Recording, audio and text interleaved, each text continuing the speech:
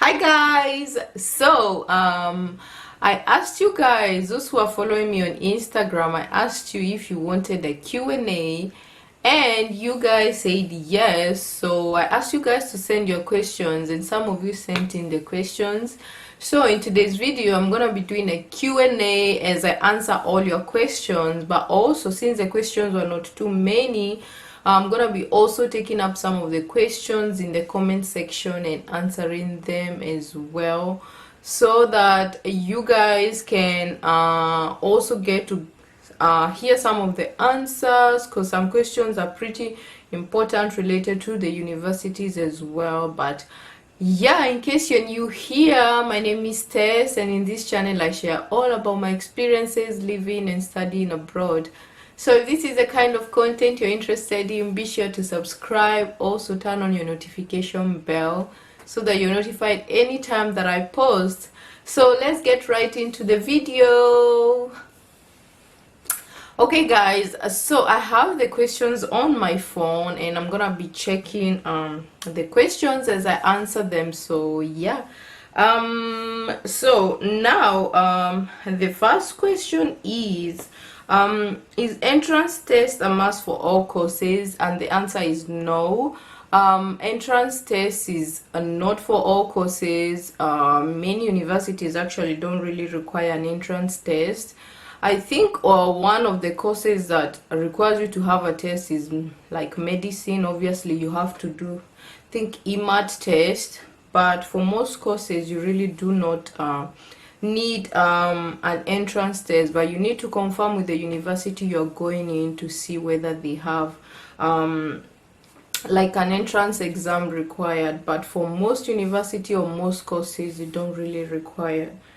Then question number 2, which country are you currently in? So currently I'm living in Germany. I left Italy 2 years ago. No, not 2 years, but a year ago actually. But yeah, so currently I am living in Germany. I am no longer in Italy. Then another question, for I have watched most of your videos, but I'm curious stepwise in the process for applying. So I think I did a video on how to apply for the universities. I showed you guys how you need to go to University Italy to check for like all the courses or all the universities and see which courses are offering courses in English and see which course you will be interested in. So I think I'll leave that video in the description box for you to see and see how you can apply for the universities. Then somebody else, are you still in Italy? I think I've answered that question. No, I'm no longer in Italy. So somebody else asked, will Italian government give scholarship to PhD programs also? Yes, they also do offer PhD scholarships, but for the PhD usually does depend. So they are not like the bachelor's and master's courses. You have to like see, because it's a different kind of program, so you have to see whether the university you're going to, whether the regional scholarship also do offer it to PhD. But yeah, they do also offer PhD scholarships as well, but you need to like see based on the university you are going to and also the region you are going to in Italy, because every region in Italy varies. They do not have like one similar law. It does change from region to region.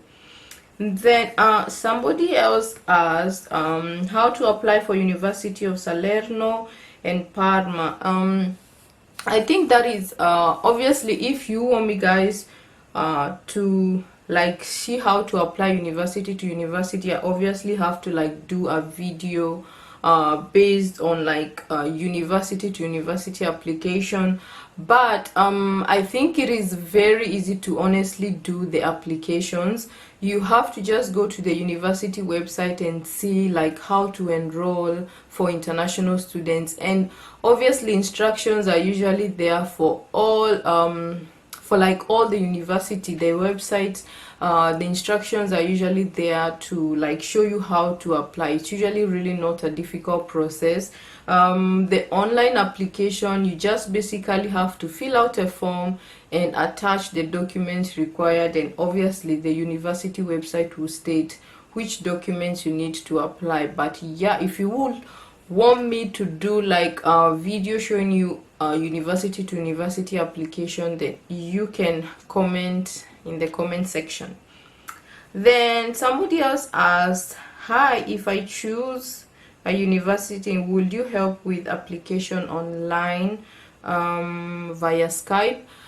So guys, I'm thinking of because I'm getting so many requests about this on how to show you guys how to apply. So I'm thinking of opening up a consultation so that if anybody wants to reach out to me, and I can guide you on all the information you need about Italy, then let me know, because I'm getting so many messages on Instagram and it's like pretty hard to like reply to everybody and give everybody time. So I'm thinking just to give like each and every one of you time and answer all the questions you will want, then I can open up a consultation where you can reach out and we can have like even 1 hour like chat on all the questions you would like to know and all the application processes you would want to know about Italy. So yeah, I'm working on that, and once it's ready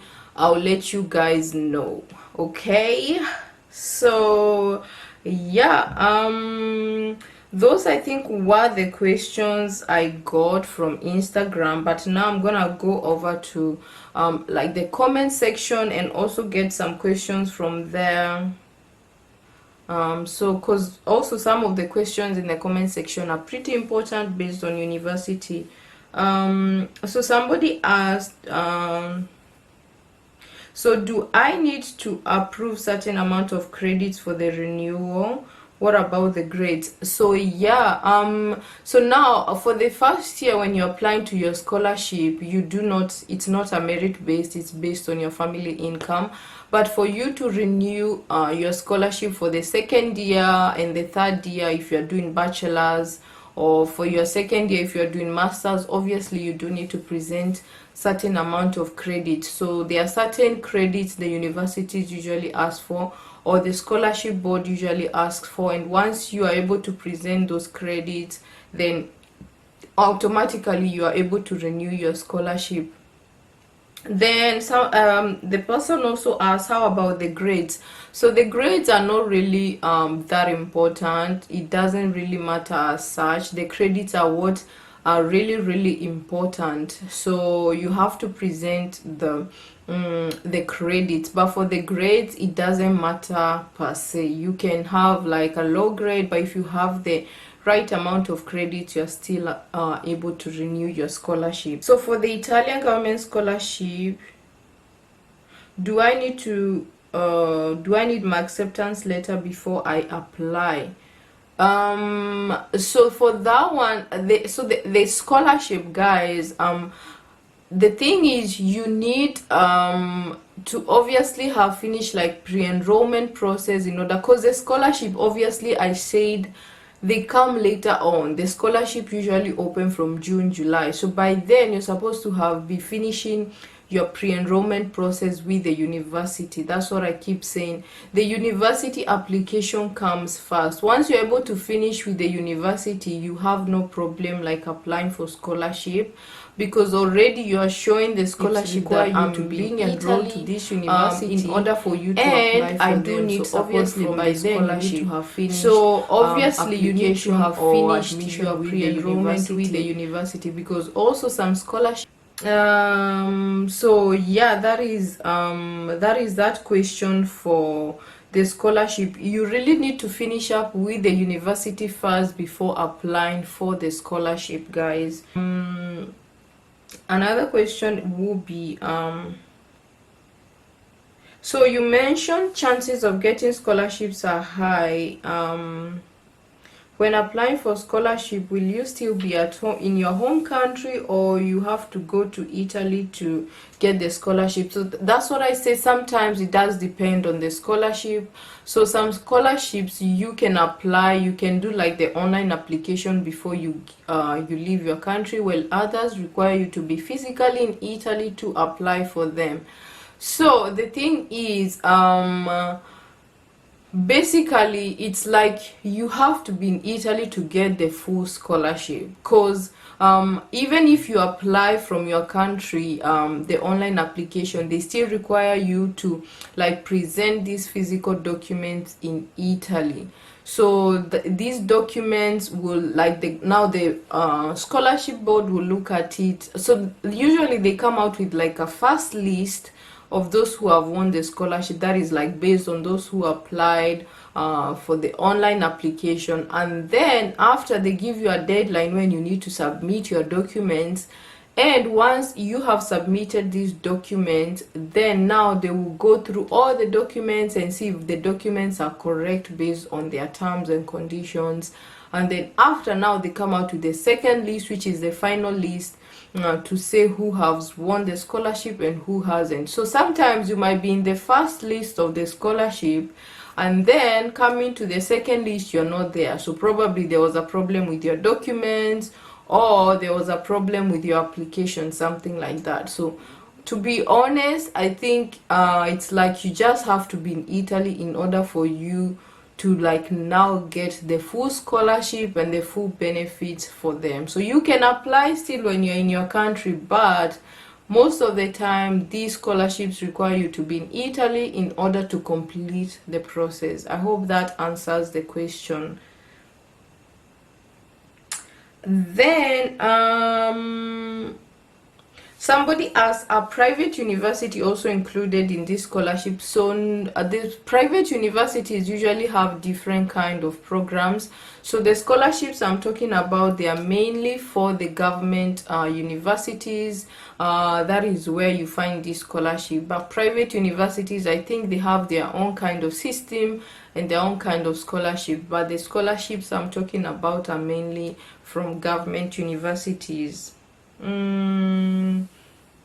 So somebody also asked, how can I check to assure if I'm eligible to get scholarship before applying for admission or coming to Italy? So because these scholarships are based on family income, so it's like if your family earns less than 30,000 euro per month, then you're eligible for these scholarships. But if your family earns, let's say, about more than 30,000 euro, then it's somehow that they consider you an average or high income family. But if you come from a family that earns basically less than like 30,000 euro a month, then you can apply for this scholarship. Sometimes it does depend, but mostly the range is usually less than 30,000 euro for most scholarships. So if you can calculate and see that your family earns less than that, then obviously you can be eligible for these scholarships. Then somebody else asked, so can one be able to work there as a student and sponsor themselves for fees and the living cost? So I think I've done a video about part-time jobs for students in Italy, but basically for Italy it's really hard finding jobs. So I wouldn't say you should rely on finding jobs and sponsoring yourself.